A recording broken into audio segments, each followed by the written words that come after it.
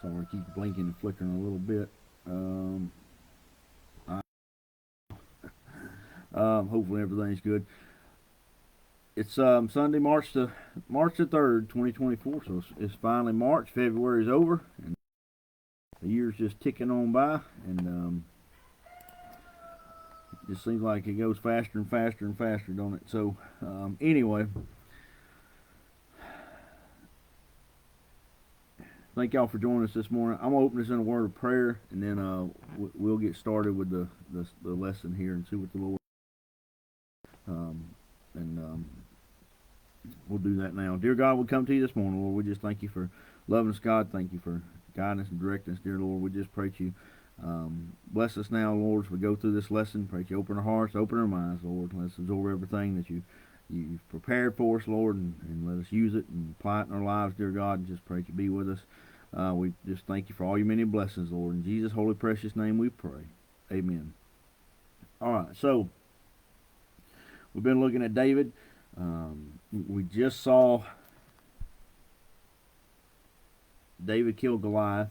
Now he's came back to Jerusalem with the soldiers, and Saul's basically, Saul is kind of taking him in, said, "You come and you live with us. You stay with us here, and stay at the palace. I don't know what they called them back then, but the king's house, and you stay here, and there's plenty of great blessings that would go along with that. I mean, I'm sure all of us can sit down and think of several things that would be a blessing to that. And David is back in his, he's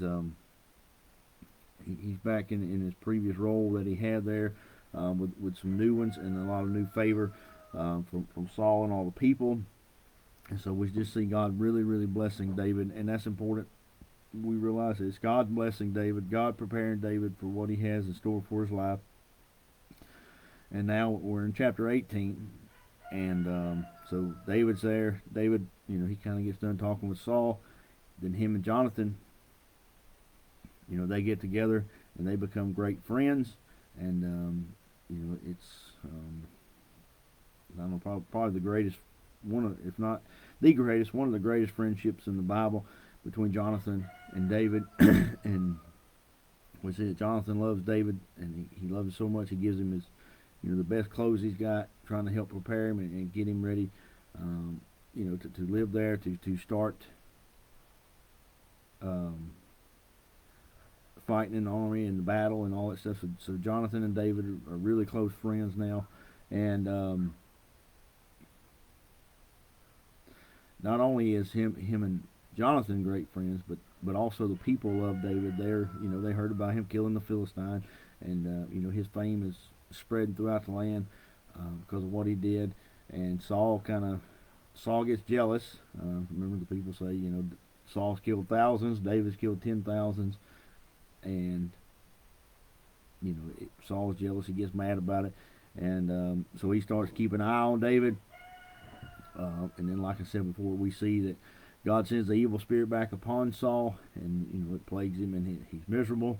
And David, and this is what I was saying before, David's back in his role again. Remember, David before, he came and played the harp. That's kind of how David was introduced to Saul. Was the evil spirit vexed him. His servant said, David, he can play the harp very well. If you get him to come in and play the music, it'll soothe you and calm the evil spirit. So now that's what David's doing, just like he did before. But now Saul's jealousy gets the best of him, and instead of being soothed by that, I think his anger and his and that can be with us. If something that's always soothed Saul and been a blessing to him, now it's not because of his jealousy. He could allow David to soothe him and comfort him during this time of turmoil and while he's being vexed by this evil spirit. But instead of that, I think he just probably, instead of letting the music soothe him, and he's looking at David, and his jealousy is just growing and growing. And what happens? He tries to kill David, and not only does he do it once, but twice. And it doesn't really tell us, if these things happen close together, or if they was kind of spread out some. But he throws a javelin and tries to kill David. But of course, God's with David. God blesses him. God gets him out of there and protects him and don't let him get hurt. But you can see that the Saul ran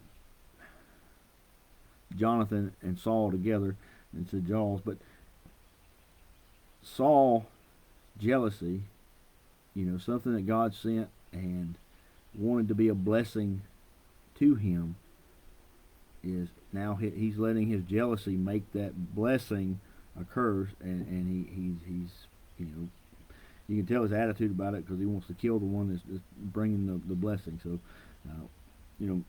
that's a good lesson for us.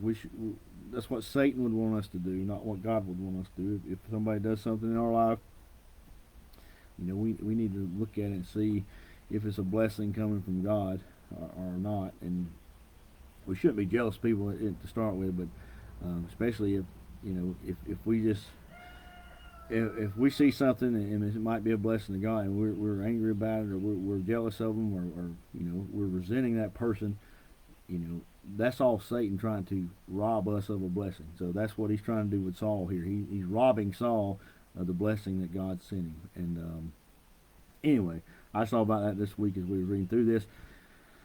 But Saul, he's afraid of David because he knows God's with him. He knows the people like him, and he's just got great favor. No matter what happens, he kind of comes out on top. And Saul's scared of that, and Saul knows that's from God. So after Saul tries to kill him, I think he gets to think, hey, I don't need to kill him, because then people will be mad at me. And the Bible doesn't say that, but that's kind of my speculation. And we see that, he says, well, he'll die by the Philistines, not by my hand. And so he wants him to die, but he don't want to be the one to kill him, because he knows there's going to be severe consequences that come along with it. One, God's going to judge him because of killing his man, and two, the people are going to be mad at him because they killed their new hero David. So, but anyway, he makes him captain of the army. That way he will have to go out, and he'll be fighting battles all the time. He'll be in and out of battle. So the more he's in battle, the higher probability that he's going to die. And I believe that's what Saul's reasoning was. So he sends him out, and of course God protected David. God gave him wisdom, and it seems like the more Saul tries to get rid of him, stop him, the more favor God gives him, and then the people see him fighting battles, fighting for him, and they basically like him even more. So Saul's plan's not working out, and that's how it'll work for us. If somebody's trying to stop us from doing God's work, serving God, following God, we have to be faithful to God and just keep serving Him no matter what happens, and push through it. And of course, God will bless us. God will take care of us, and God will deliver us through it, and protect us if we're going. And there's nothing, if God has a plan for us, and we're doing that, and we're following that, there's nothing or nobody that can stop us from doing God's will. We just have to stay faithful to Him, and He'll protect us and take care of us. So, anyway, so God kept blessing David, kept blessing, giving him wisdom, and of course, it says both Israel and Judah loved David. So everybody loved David, no matter where he went. People loved him, and then so Saul says, well, he's not dying, in battle. I'll do something else mean to him. And Saul says, if you keep fighting for him, and I think Saul's trying to kind of manipulate him here. He said, if you be valiant and strong and keep fighting. So I think he's trying to kind of pump him up and make David think, well, hey, I need to impress Saul, so I need to go into more dangerous battles. I need to fight harder. I need, so Saul's trying to prepare, or maybe prepare him or trick him. I don't know how to exactly word it, but trying to get him to manipulate him into, hey, fighting more dangerous battle, taking more risk, trying to impress Saul. And I believe that's what Saul's doing, because he says, if you do that, then I'll give you my oldest daughter, Merab, as a wife. And if you think back, remember what was something that David was owed because of killing Goliath. Saul's daughter, that was one of the promises that Saul made to whoever killed Goliath. So David was owed that anyway, and instead of giving him what was due, of course he turned it around. And I think we talked about Laban last week. If we didn't talk about Laban last week, I meant to talk about him. But anyway, remember Laban kept tricking Joseph. Whenever it came time, he said, "You worked 7 years for Rachel," and when he worked 7 years, when it came time for him to marry Rachel, Laban tricked him into marrying Leah, and he had to work another 7 years for Rachel. So anyway, Saul is just really trying to do everything he can to stop David and to keep him from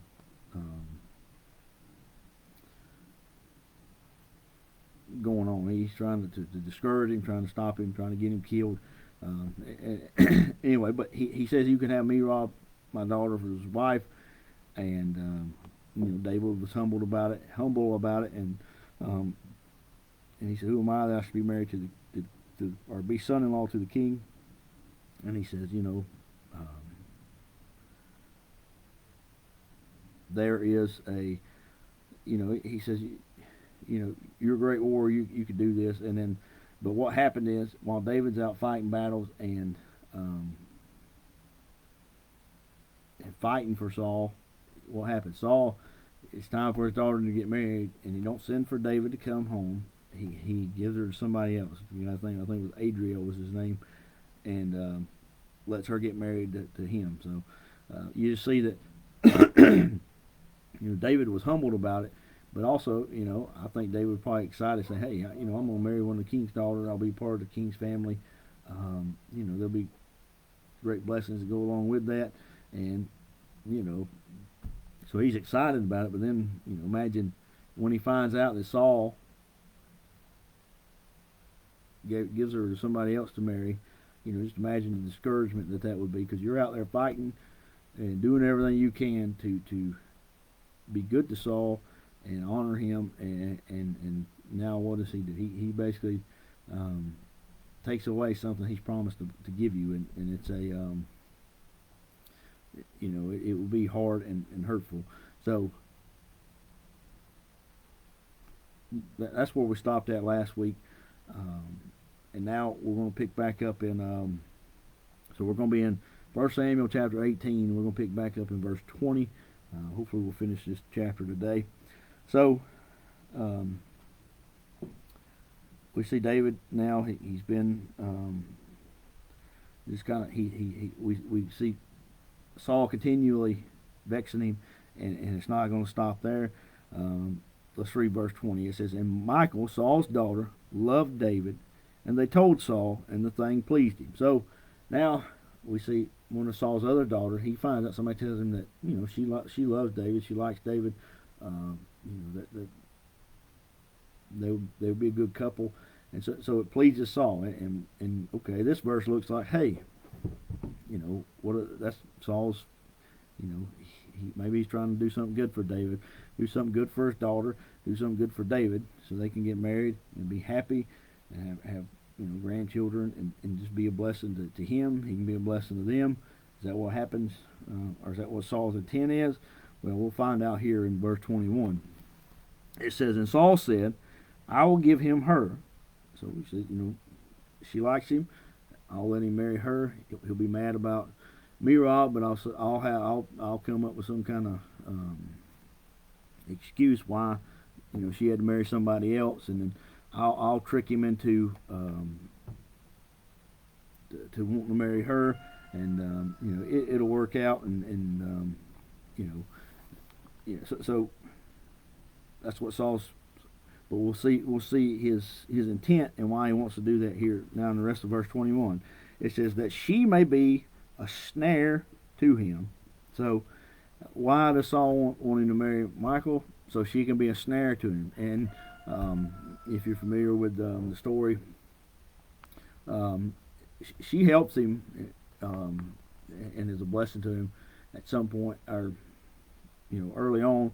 But one of the biggest things is she really discourages him later on whenever they bring the ark back into the city. Remember, David's dancing and praising the Lord, and just he's super happy and excited that you know, they're able to bring the ark back, which is a great accomplishment, something great they're working for the Lord, and a great blessing that God's allowing him to do that, and it's a great great miracle God's doing on earth, and he's allowing David to be part of it. And David's super excited about it, and he's praising God about it. And what does she do? She scolds him, whenever she sees him, says, "You look like a fool, out there dancing and carrying on like you were. You're an embarrassment to us." Is basically, that's not word for word what it says, but that's kind of the gist of what she tells him. So she does, Saul, he knew she would be a snare unto him at some point. Not when Saul wanted it to happen, but she is a snare to him later on. So, but anyway, that's Saul's intent, is for her to hinder him, and he has no good intention. So, anybody's ever thought your father-in-law was out to get you? Well, now you have biblical evidence that father-in-laws do that. So, no, I'm just joking about that. But the Saul had it out for David long before he was going to become his son-in-law. So, anyway, but now we see, again, the rest of verse 21 says, "And that the hand of the Philistines may be against him." So, Saul's intent was for her to hinder him, and I don't know what he was thinking. Maybe he was thinking, well, if he gets married, then when he's in battle, he'll be thinking about being home, be wanting to be home, and it'll get his mind off the battle. And while he's fighting, he'll lose focus, and he'll get killed in battle. That's one possibility. I don't know for sure, but I think that that would be hard. I think of our soldiers, our troops. When they're away overseas fighting in the wars and battles, how hard it is, to be over there and leave your family here, and just it'd be very, very tough. I don't know. I don't think I could do it. I think just in at work on the project our projects I've worked on, you got people that travel from all over the world to come and work, and they'll leave their homes and come and work, remotely, or work at this location for, however long the project is. Sometimes they last for years, and they're away from their family. They only get to go home once or twice a year, something like that. I don't know, again, how people do that, but I am thankful that our soldiers do it, and they're able to do it. And I think with the what is this called, the live stuff here on Facebook, them being able to talk through that, through the phones, the video chats on the phone. I can't think of what it's called now. I know what it's called, but where you call through the phone. But maybe that's what Saul was saying. That will hinder him. He'll want to be home, and he'll get killed in battle. So we'll let him get married, and I'll send him out to fight, and his mind will be on home, and he'll get killed. Now the rest of verse 21 says, "Wherefore Saul said to David, Thou shalt this day be my son-in-law, in the one of the twain." So and I believe Saul is, he's telling David, kind of the way Saul was saying this. It's almost like he knows David's mad at him, and David's mad because he gave Merab away, and he said, don't worry, I know Merab got married, but today you can be my son-in-law, and he doesn't say, it's part of my plan to get you killed, but now we see that, even more stuff Saul's doing to David here in verse 22. It says, "And Saul commanded his servants, saying, Commune with David secretly, and say, Behold, the king hath delight in thee, and all his servants love thee. Now therefore be the king's son-in-law." So what does Saul do now? Saul takes, his servant, these people that are serving him. I would imagine some of them been fighting in battles with David, been there with him. And Saul tells them, "Hey, y'all go and talk to David. Tell David, he's got favor. I really like him. I want him to be my son-in-law. Y'all go and convince him to marry Michal, and just y'all keep on and act like you're his friends, and just keep telling him that I got I have favor with him, and I want him to marry my daughter. Y'all just keep piling it on him and get him to marry Michael. Is what Saul's trying to do. He's manipulating him a little bit, trying to. Of course, it's you know so God's going to protect David through it all, so it's okay. And David, I believe that David being married to Michael is a good thing, and a blessing to have her as a wife. But Saul's intent is bad, but God will use it for something good.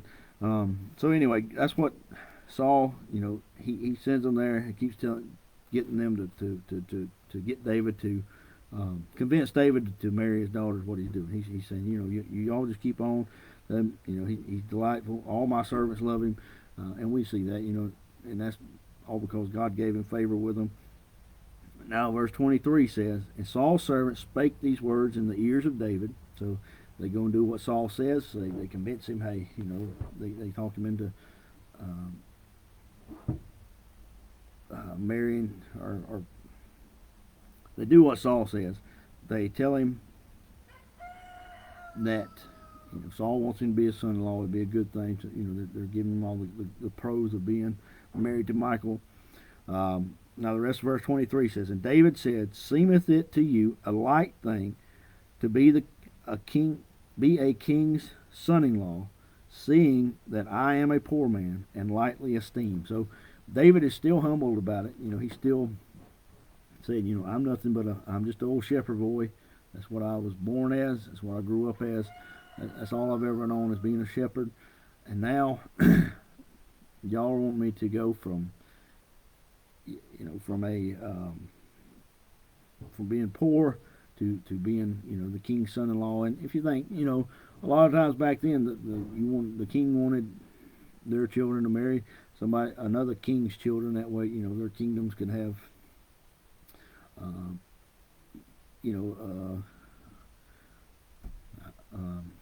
treaties, probably not the word for it, but that they would help each other out. They would, once they became family, then they would help each other out. And I think David's trying to point that out. He's saying, hey, I don't really have anything to offer. This is nothing I can do to, it's not, I'm not worthy to do it, is what David's trying to say.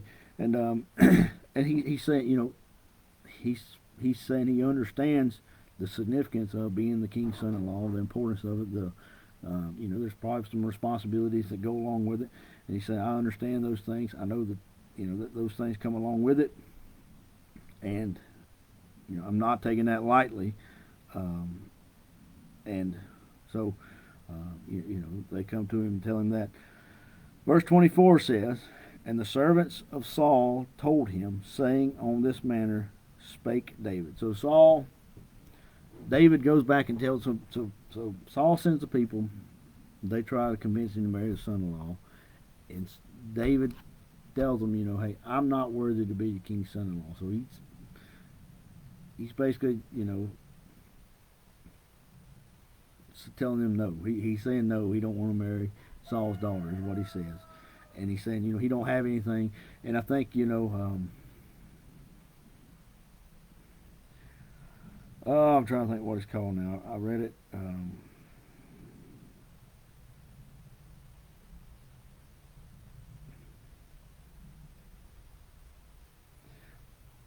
Yeah, the dowry. That's the word I was looking for. So, they would give a dowry, which is kind of like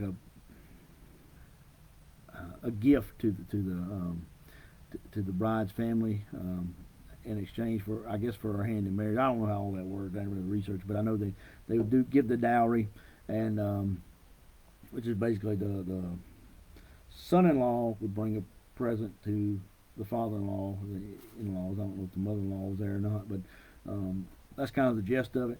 And that's one thing I think another thing David's saying is, I don't have anything worth giving to the king. I don't have anything that interests the king. Anything I can bring to the king is a dowry, is a gift, and I'm also, I'm not worthy um, to marry the king's daughter. And again, David, I believe David was humble, and he knew he was supposed to be king, but he didn't know God's plan, how God was going to work it out. So he's basically saying, I don't have anything. And the servants come back and they tell Saul what David says. That, he don't want him married. He's got concerns about this and this, and so Saul, Saul's got another plan, I guess. So verse 25 says, "And Saul said, Thus shall you say to David." Now Saul's going to send a message back. So sometimes in the Bible, it'd be a lot easier if they just got the two people together. Remember when Saul told Abner, "Hey, go find all these things out about David." What did Abner do? Abner went and got him, brought him to Saul, and answered his questions. It'd been a lot easier if they just brought David to Saul and he could have talked, instead of going back and forth. But that's why they did that. I don't really know, but this is what they did. Maybe because Saul didn't want to see David. If he's scared, if he did see him, he might kill him. So, or try to kill him again. But anyway, so let's see, verse 25. And Saul said, "Thus shall you say to David, the king desireth not any dowry." So he said, don't worry about the dowry. I'll we can overlook that. And again, like David, Saul probably didn't want anything David had. It's being the king, he had, don't tell how many times more than what David and his family had. So he said, don't worry about that. I don't want any of that. And that's not what it Saul. Saul really wanted David out of his life, wanted David dead and gone. But that's not happening. And now he's trying. He said, hey, I'm willing to. I'll take a cut on that if I can. Get rid of you is I believe what Saul's intent is and what his mentality is, and we see that with what he asked for. And let's see. So the king desires not any dowry, but 100 foreskins of the Philistines. So he says, I don't want anything. You don't have to bring any money. You don't have to bring any animals. No, nothing. All I want is 100 foreskins of the Philistines. Basically, I want you to go and kill 100 Philistine soldiers. That's what he's asking for. You're going to kill 100 Philistines. That's what I want you to do. So, and the Philistines were their enemy. So, if you really think the value of having 100 of them killed, would to me would be worth something. So, but see the rest of that first sentence in verse 25 says to be avenged of the king's enemy. So he's telling that's our enemies. You go and kill 100 Philistines, and that'll be a devastating blow to them, and it'll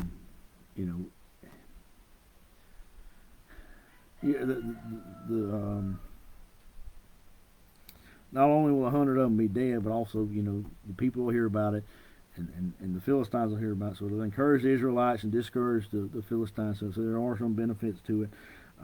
But not only is that helping, that's helping David, helping the king, helping the nation, everything by doing this. So again, it's something that's going to give David more favor with the people. So the rest of verse 25 says, "But Saul thought to make David fall by the hand of the Philistines." So again, why is Saul asking for this? Because he thinks that David will die. If he goes and fights 100 Philistines, he's going to die. He's going to, there's no way he can go kill 100 Philistines and bring back their foreskins and them and survive it. He's a great warrior, but he's not that good. And to go and do that, it's not like he's going to just be fighting 100 people. He's going to be fighting the Philistine army, and I'm assuming that David would just do this as they're out fighting one of their battles, or he'd go out and start a battle in order to accomplish this goal. Maybe be how he does it. So anyway, that's Saul's intent again is to get David in battle and get him killed. And again, he's trying to. He's getting worked up a little bit because now he's going to go and say, instead of just going and fighting and being able to focus on just fighting and war stuff, now he's saying, well, I got to get this done. I got to impress Saul. I got to get this done to be able to marry Saul's daughter. So again, trying to get him mentally, get him to lose focus on the battlefield, so he'll get killed. That's what Saul's intent is. Verse 26 says, "And when his servants told David these words, it pleased David well to be the king's son-in-law, and the days were not expired." So when David hears this, he said, "Hey, that's something I can accomplish. I can do that, you know." And David knows that God's with him. He said, "If I go out and fight these battles, that's God's will for my life.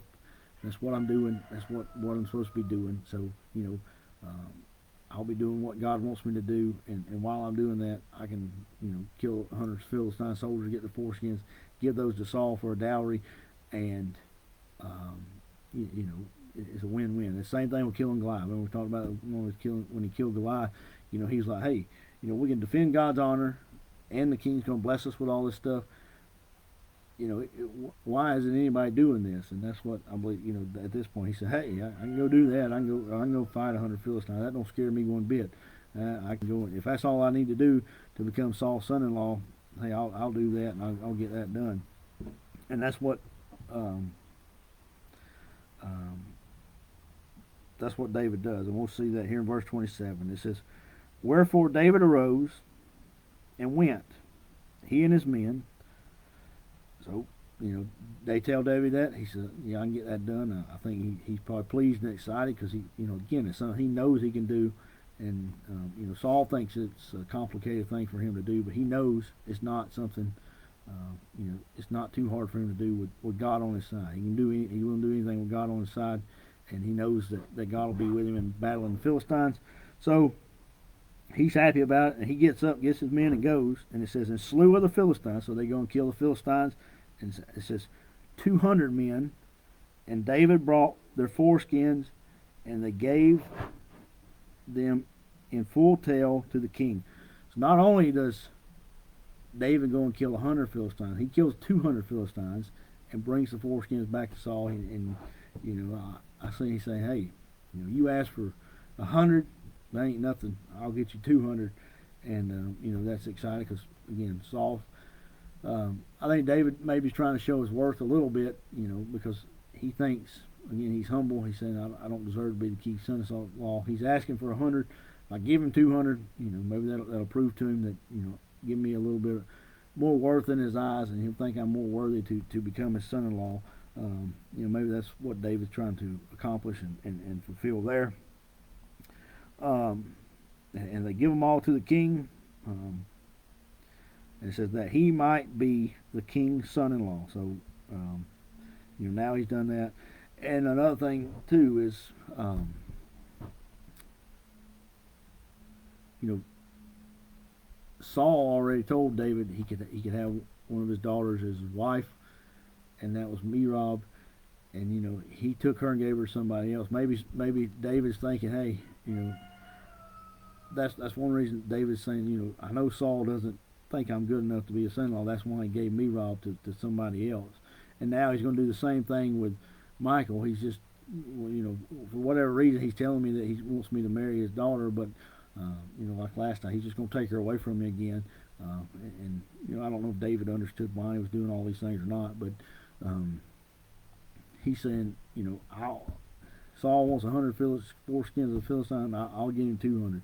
And again, it'll show him that, you know, I'm serious about this. I'm worthy of what he asked for, and hopefully, if I give him 200, he won't give her to somebody else before I can get that, before we can actually get married. And you know, that could be something David's thinking. The rest of verse 27 says, "And Saul gave him Michal, his daughter, to wife." So he finally keeps his word. But we know why he's keeping his word this time is because he wants her to be a snare unto him. It ain't because he wants to bless him and have him as part of his family and fulfill and keep his word. It's because he knows she's going to trip him up at some point. Wants him to trip him up at some point. So anyway, that's what Saul does. Let's see, verse 28 says, "And Saul saw and knew that the Lord was with David, and that Michal, Saul's daughter, loved him." So again, after all this, Saul, you know, he sees the Lord blessing David, and just, you know, I picture when Saul gets word, he sees his servants come in, and he's thinking, hey, they're going to bring me word that, you know, David died trying to get that dowry, get the foreskins of the Philistines, and instead they bring him a sack full of them, and he's probably saying, man, I thought he would have died. And so he says, they'll get married. But that's again more evidence to Saul that David is following God and God is with David. And again, Saul fears David because of that. We saw that several times in this chapter. And anyway, so which we'll see that in the next verse actually again. So Michal and Michal loved David, so they were married. And I think this is something else. It's, Saul thought that Michal would hinder David right away. I think is why this verse is in here. Is telling us, hey, I'm gonna give you Michal so she'll trip you up and be a snare to you. But right away it says she loved him, and that's I think that's trying to tell us, hey, she was being a good wife to him. They were happily married, and she was being a blessing to David instead of a snare like Saul intended. I think is why one of the things this verse is trying to tell us. And anyway, she loved him, and that's married people should love each other. And now verse 29 says, and Saul was yet the more afraid of David, and Saul became David's enemy continually. So we see that again, Saul sees God working in David's life, God taking care of David, God preparing David, and just blessing him greatly. And no matter what Saul does, what happens? David comes out on top. He's tried to kill him himself with a javelin. He's able to get out of it, and we know that's God protecting him. And then he sends him out into battle, and he comes out on top every time. He wins the battle, gets the victory, and that gives him more favor with the people. The people like him more and more. So when Saul's trying to get rid of him, he's actually helping David out. So every time Saul tries something to make him stumble, trip him up, God delivers him through it, and he comes out on top. And that's, again, another good example for us. When we're trying to serve God, living for God, people are going to try to put snares out for us. Satan's going to